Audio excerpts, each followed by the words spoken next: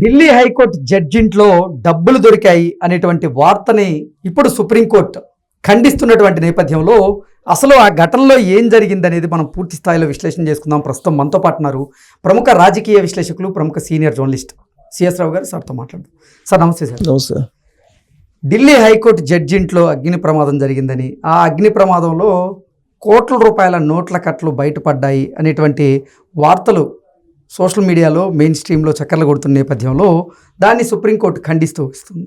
ఏంటి సార్ అసలు ఆ ఘటనలో ఏం జరిగింది? ఇప్పుడు నేషనల్ మీడియా దగ్గర నుంచి ప్రాంతీయ మీడియా దగ్గర నుంచి వెబ్సైట్ల వరకు అన్నీ పలాని జడ్జి అవినీతికి పాల్పడ్డాడు, అది బయటపడింది, కట్ల కొద్ది డబ్బులు ఉన్నాయి, అవి కాలిపోయాయి, ఇలా రకరకాలుగా న్యూస్ స్ప్రెడ్ అయింది.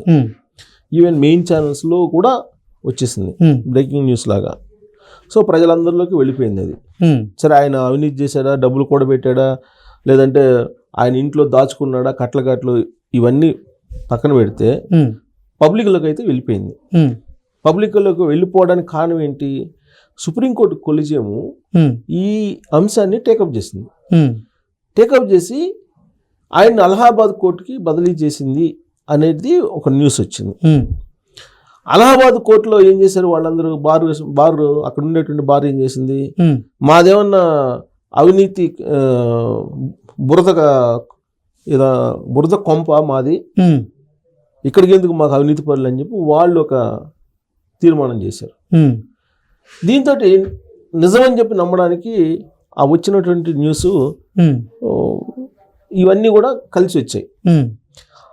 ఆ తర్వాత కొన్ని గంటల వ్యవధిలో తెల్లారేటప్పటికి వచ్చినటువంటి న్యూస్ ఏంది, మేము ధృవీకరించలేదు, సుప్రీంకోర్టు చెప్పింది.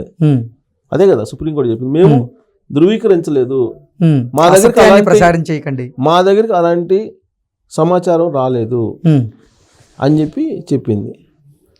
ప్లస్ దానికి చెప్పడానికి గల కారణం ఏంటి, ఆ ప్రెస్ నోట్ రిలీజ్ చేయడానికి గల కారణం ఏంటి, ఫైర్ డీజీ ఒక లెటర్ రాశారు సుప్రీంకోర్టుకి. ఫైర్ జరిగినప్పుడు అక్కడ వాళ్ళ ఇంట్లో అగ్ని ప్రమాదం జరిగినప్పుడు ఫోన్ చేశారు. ఫోన్ చేయగానే మా సిబ్బంది వెళ్ళారు. మా సిబ్బంది వెళ్ళి 15-16 నిమిషాల్లో మొత్తం ఆ మంటలను ఆర్పేశారు. ఆర్పిన తర్వాత మేము డబ్బు కట్టలు అనేది మేము చూడలేదు, మాకు తెలియదు, అలాంటి ఆచూకీ లేదని చెప్పి ఆన్ పేపర్ సుప్రీంకోర్టుకి ఇచ్చాడు ఆయన. మరి సుప్రీంకోర్టు ఇప్పుడు ఏం చెప్తుంది, కోర్టుకి ఏం కావాలి, ఆధారాలు, డాక్యుమెంట్ కావాలి, ఆన్ పేపర్ డాక్యుమెంట్ కావాలి. ఫైర్ డీజీయే అక్కడ కట్టలు లేవు, డబ్బు కట్టలు లేవు, అసలు దాని ఆనవాళ్లే లేవు, డబ్బు కట్టలు ఆనవాళ్లే అని చెప్పి డీజీ లెటర్ రాస్తే సుప్రీంకోర్టు కొలిసేము విచారణ అంతర్గతంగా చేసేటువంటి అసలు ఛాన్స్ ఉంటుందా? ఉండదు. ఎప్పుడైతే ఈ ఫైర్ డీజీ లెటర్ రాశారో సుప్రీంకోర్టుకి, వెంటనే సుప్రీంకోర్టు ఒక ప్రకటన రిలీజ్ చేసింది. ఈ వచ్చినటువంటి న్యూస్కి ధృవీకరించట్లేదు, మేము ఎలాంటిది జరగలేదు అని చెప్పి వాళ్ళు ఒక క్లారిటీ ఇచ్చేటువంటి ప్రయత్నం చేశారు. మరి ఆ వచ్చినటువంటి న్యూస్ వచ్చిన తర్వాత మొత్తం దేశవ్యాప్తంగా మొత్తం వెళ్ళిపోయింది.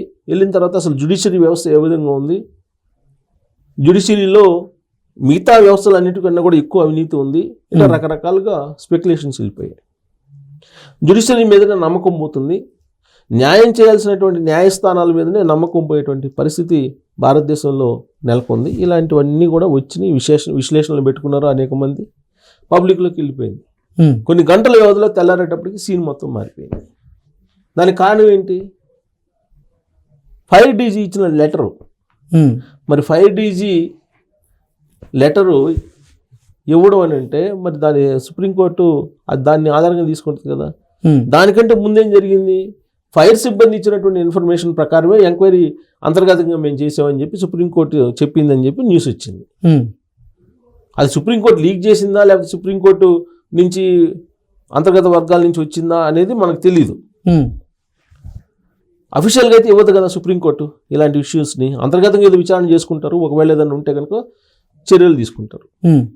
కానీ లీక్ అనుకోవాలి మనం, అదేదో లీక్ వచ్చింది సుప్రీంకోర్టు నుంచి. లీక్ రాగానే అందరూ బ్రేకింగ్ ఇచ్చారు, నేషనల్ మీడియా, ప్రాంతీయ మీడియాలు అన్నీ కూడా ఇచ్చేసాయి. దాన్ని బేస్ చేసుకొని రకరకాల విశ్లేషణ చేశారు. గతంలో కూడా అనేక మంది జడ్జిలు ఇలా దొరికారు, న్యాయ వ్యవస్థ మీద నమ్మకం పోతుంది, ఇలాంటివన్నీ వచ్చాయి. మరి ఎందుకు ఒక్కసారిగా కొన్ని గంటల వ్యవధిలోనే ఇలా తిరిగిపోయింది సినారియో?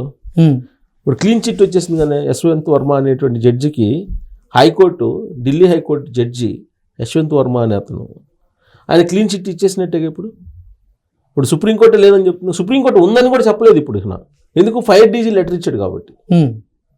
మరి అంతర్గత విచారణకేమో ఆదేశిస్తున్నట్టు న్యూస్ వచ్చింది, ప్లస్ బదిలీ చేశారు ఎక్కడికి? అలహాబాద్ కోర్టుకి. ఇప్పుడు సుప్రీంకోర్టు ఏమంటుంది? ఆ బదిలీకి ఈ ఇన్సిడెంట్కి సంబంధం లేదని చెప్తుంది. ఇప్పుడు తాజాగా చెప్తుంది అదే కదా. అవును, ఆ బదిలీకి ఇన్సిడెంట్కి సంబంధం లేదు, అది కొలిజంలో భాగంగా మేము చేసినటువంటి బదిలీ అని అంటున్నారు. కాకపోతే ఏంది, ఇన్సిడెంట్ ఎప్పుడు జరిగింది? 14వ తారీఖు జరిగింది. బయటకి ఎప్పుడు వచ్చింది? 21వ తారీఖు వచ్చింది.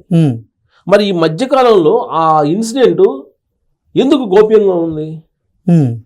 ఎక్కడ రాలేదు కదా. ఫైర్ యాక్సిడెంట్ జరిగినప్పుడు జనరల్గా అది ఖచ్చితంగా అందులో ఒక జడ్జి ఇంట్లో ఫైర్ యాక్సిడెంట్ అయిందని అంటే డెఫినెట్గా న్యూస్ బయటకు వస్తుంది. ఎక్కడ రాలేదు. దాదాపు వారం తర్వాత బయటకు వచ్చింది.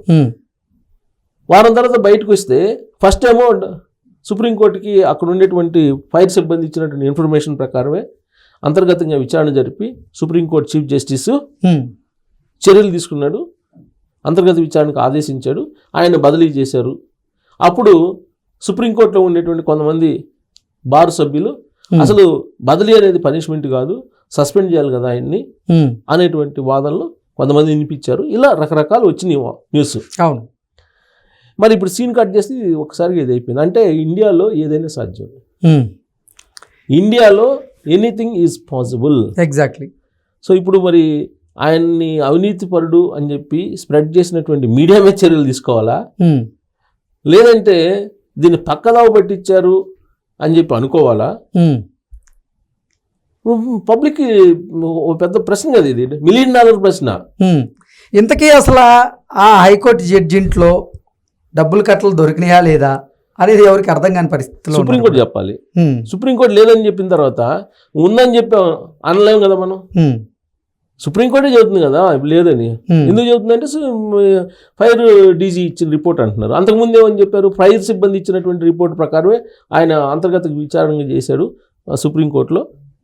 బారు అసలు సస్పెండ్ చేయముంది, ఇవన్నీ వచ్చాయి కదా. మరి ఏమనుకోవాలి? పక్కదావ పట్టించారు అనుకోవాలా? అసలు నిజంగా ఇతను అవినీతిపరుడు కాదు, నిజాయితీపరుడు అనుకోవాలా? మరి అలహాబాద్ కోర్టుకి బదిలీ చేశారు కదా, ఇప్పుడు బదిలీకనే దీనికి సంబంధం లేదంటున్నారు. ఫస్ట్ వచ్చిన న్యూస్ ఏంది? బదిలీ చేశారు, అంతర్గత విచారణ జరిపి బదిలీ చేసేసారు అని చెప్పారు. పైగా అలహాబాద్ కోర్టు వాళ్ళు తీర్మానించారు కదా, బార్ అసోసియేషన్ మాదేమన్నా అవినీతి కొంప ఇది, అవినీతి పరులు పంపించడానికి అని. మరి ఇంత జరిగిన తర్వాత మరి ఇప్పుడు క్లీన్ చిట్ ఇవ్వటం అంటే మరి ఏమనుకోవాలి? పట్టించారు అనుకోవాలా, లేదంటే ఆయన నిజాయితీ పరుడు అనుకోవాలనేది మనం చెప్పలేము. చూసేవాళ్ళే డిసైడ్ చేయాలి నెట్ జైల్లో. Okay sir, thank you so much. Thank you.